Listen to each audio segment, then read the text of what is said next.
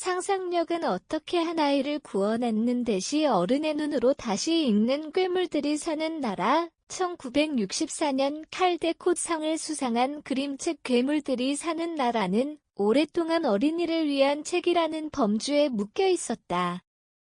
그러나 반세기가 넘는 시간 동안 이 작품이 끊임없이 재해석되고 논의되는 이유는 분명하다.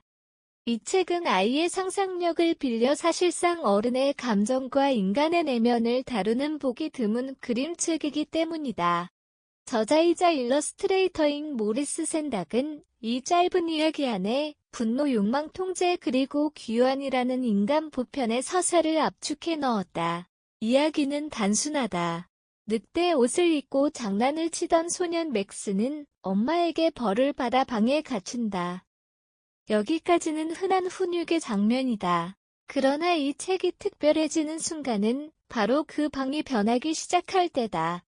벽은 숲이 되고 바닥은 강이 되며 현실은 서서히 환상으로 치환된다.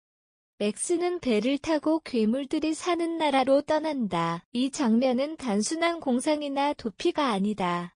성인의 시선으로 읽을 때 이는 억압된 감정이 만들어내는 내적 공간에 가깝다.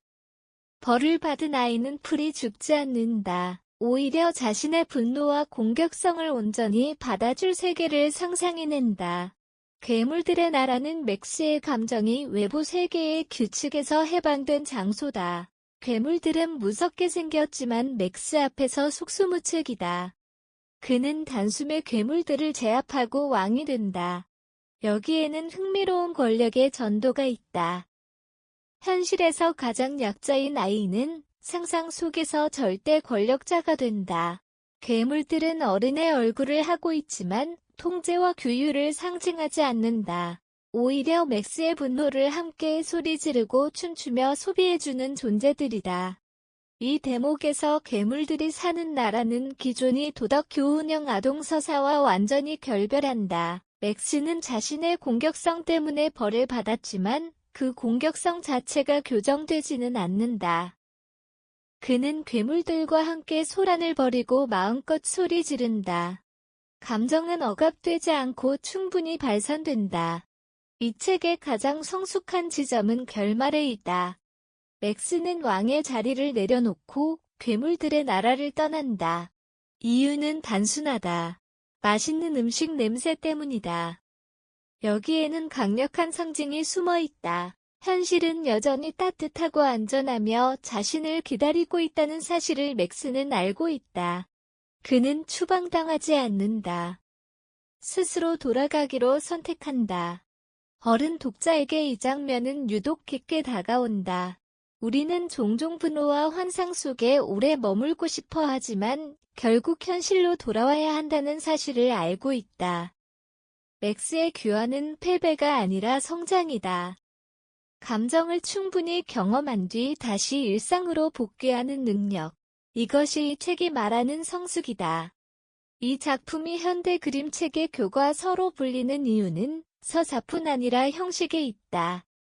현실 장면에서는 여백이 넓고 그림이 작다. 그러나 환상의 세계로 들어갈수록 여백은 점점 사라지고 마침내 페이지 전체를 그림이 채운다. 이는 독자에게 세계가 확장되고 있다는 감각을 시각적으로 각인시킨다.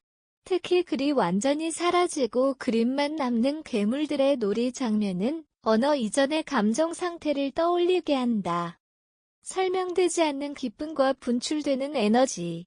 이는 아이뿐 아니라 언어로 감정을 정리하는 데 익숙해진 어른에게도 강렬한 체험으로 남는다. 1963년 출간 당시 책은 어린이를 지나치게 공격적으로 묘사했다는 비판을 받았다. 그러나 바로 그 이유로 이듬해 칼데콧상을 수상했다. 샌닥은 아이를 미성숙한 존재가 아니라 감정을 가진 독립된 인간으로 그렸다. 그의 수상 소감에서 드러나듯 그는 어린이의 고통과 분노를 지우는 세계를 거부했다. 오늘날 이 책은 아동심리, 예술교육, 심리치료 영역에서도 자주 언급된다.